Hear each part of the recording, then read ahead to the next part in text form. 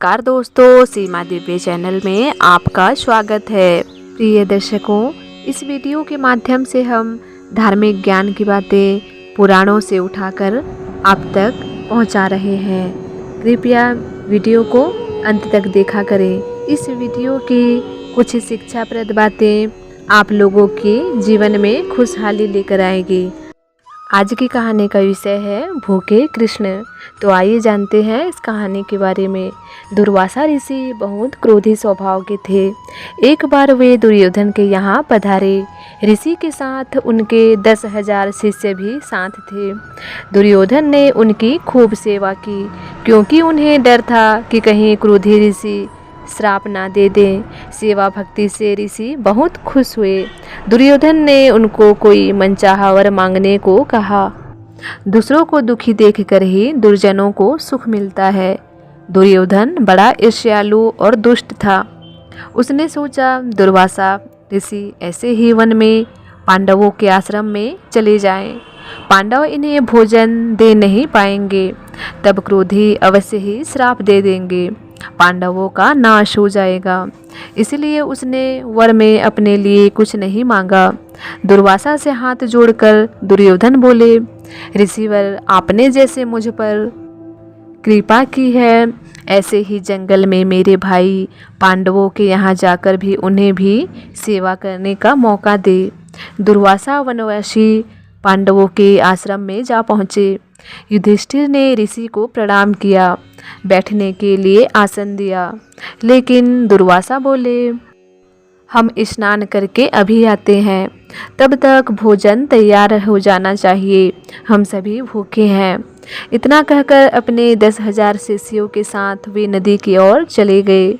पांडव चिंतित हो उठे। सूर्यदेव ने युधिष्ठिर को एक अक्षय पात्र दिया था। प्रतिदिन चाहे जितने लोगों को भोजन खिला सकती थी, लेकिन पात्र एक बार मांझ धोकर रख देने के बाद फिर अगले दिन तक उसमें से कुछ नहीं निकल सकता था। द्रौपदी उस दिन बर्तन को मांझ धोकर रख चुकी थी। बेचारी द्रौपदी श्राप के भय से कांप उठी। उसे कुछ ना सूझा। भगवान कृष्ण को याद किया, मन ही मन प्रार्थना की, भगवान आज मेरी लाज रखो। भक्तों की पुकार पर भगवान दौड़े आते हैं। सामने कृष्ण आते दिखाई पड़े। वे आते ही बोले, बहन द्रौपदी, बहुत भूख लगी है, कुछ खाने को दो। बेचारी द्रौपदी रो पड़ी। सिसकती हुई बोली, हे भगवान, यह कैसी परीक्षा है।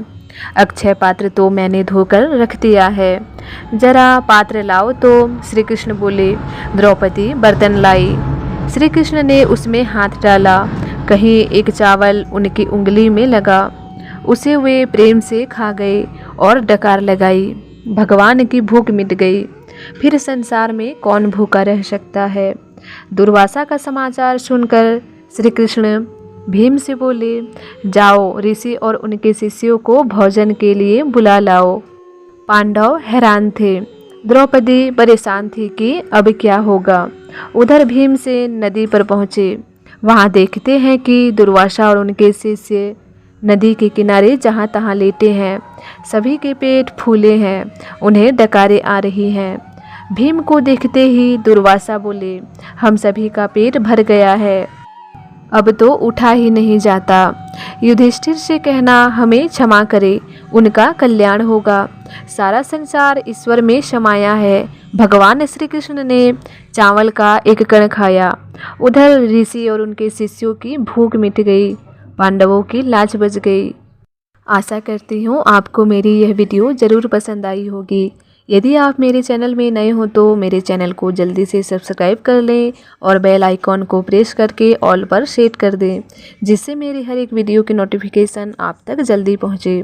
मिलते हैं एक नई कहानी के साथ।